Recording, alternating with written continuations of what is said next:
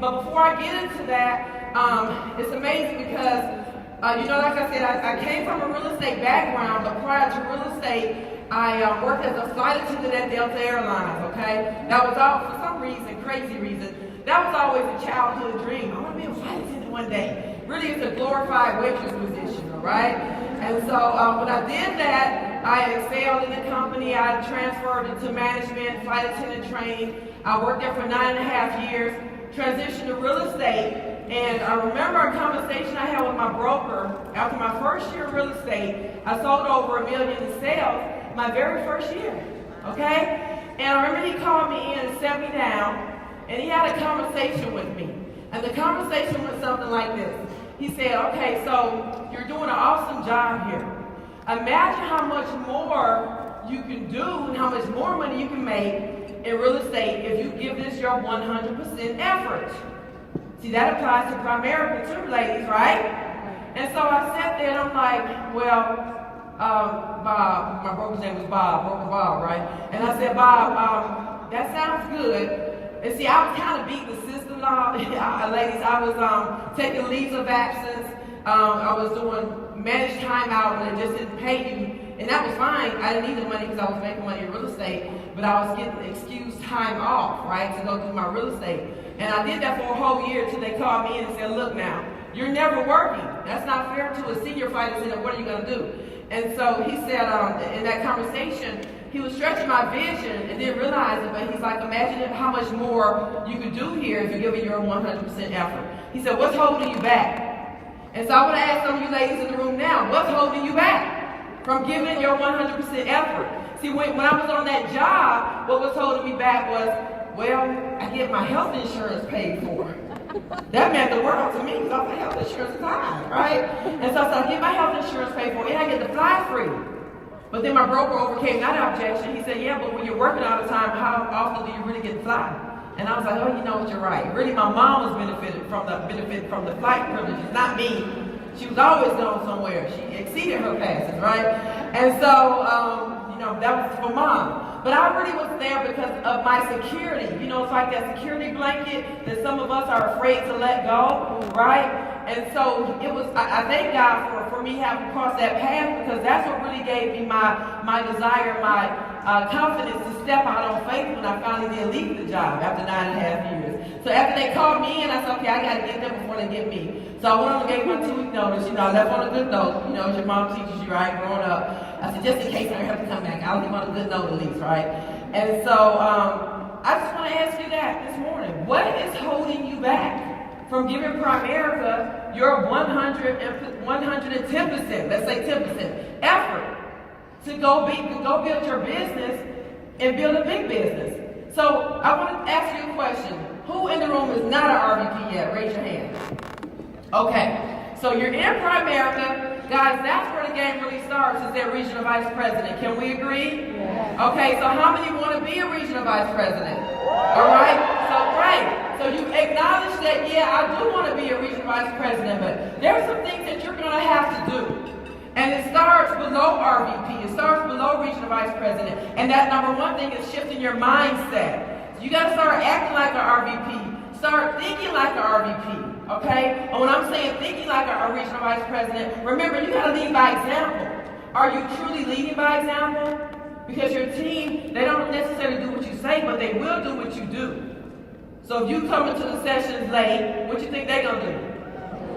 If you're, they say don't turn up if you can't get up. Well, how many was turning up last night, but you couldn't get up this morning to be here for the session? I'm just saying. All right? And I'm sure, I know we had a conference call, our team did, about this before we got here. All right? And so you want to do that because you got to lead from example. See, guys, you got to remember, when you're missing sessions, you're missing that nugget that very nugget that might have really lit that fire up under your feet.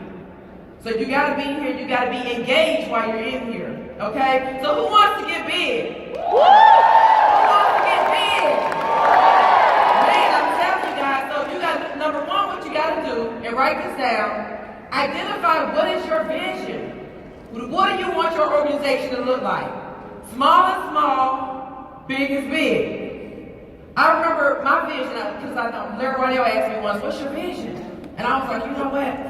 Let me think on that, right? Because I was a baby in the business, right? And so I really gave it some thought, and I started riding around. I was like, what am I teaching? What do I want to look like? Imagine when you go into the big events, and you see the team at the convention is coming up, right? You see the team that has the most people there, and you're like, and I know for me, my very first convention, my vision was super stretched. I said, you know what? One day, we're going to look like that. You know, and some of the slides you ladies have seen today, this morning, you should be sitting there having stretching your vision, saying, one day, I'm going to have leaders up on the slide that are making 100,000, 200,000, 300,000. You want to make a hierarchy. You want to become financially free, right? You do. Oh, I don't know if y'all really mean that. You do want to become financially free, right? Okay. So you got to make a decision that you're going to go get big. Number one, you got to get a lot of people. And see, stop judging people. See, I don't look at a book and judge it by its cover. Because you don't know what somebody's been through before they got here. Does that make sense? See, one of our top regional vice presidents, he didn't look like what he looks today. Primerica changed him. You know, and it's amazing because the person that recruited me told me, oh, well, if I had met you cold market, I would have never said anything to you. And I said, why not? You know, you get in defense mode. Because I wasn't a five-pointer, but I had a home, I had a son, I had a job, I was working. And why not? He said, because you didn't have on a wedding ring. Are you kidding me? And a lot of people, it's sad, but y'all know some people are married who don't wear a wedding ring. Did y'all know that? Yeah. Okay? So I'm just saying, for whatever reason, but then shame on you if you don't open your mouth. A closed mouth won't get fed. Okay? So you got to open your mouth and talk to everybody. And so stretching your vision, guys, you got to think about it. But to get to the big heights, first of all, become a regional vice president, you got to get a lot of people. And if you are a regional vice president, what's your job now? To promote other regional vice presidents. All right? But you got to do that by getting big and big base shops. Out of a big base shop, what should happen? You should be birthing regional vice presidents. Does that make sense? And so with RVP, guys, there comes so many benefits, man. I was super excited when I was on the job getting 401k. Who was excited about that, right? Oh, they contribute to my 401k. Well, when I came here and heard about regional vice president and the equity that we get, right, it doesn't compare. There's no comparison. And it's amazing because there was somebody that was talking about going to this other crazy company, right? You know, it's a network marketing life insurance company. I'm not going to say the name of it. It's a trash company anyway. But I said, they were trying to compare Primerica to this company. So I said, put their top lady on the phone, whoever it is on there, put the top person on the phone, let me talk to them for you. And see, when you believe and you're sold out to Primerica, nobody can ever say anything about Primerica and you back down, right?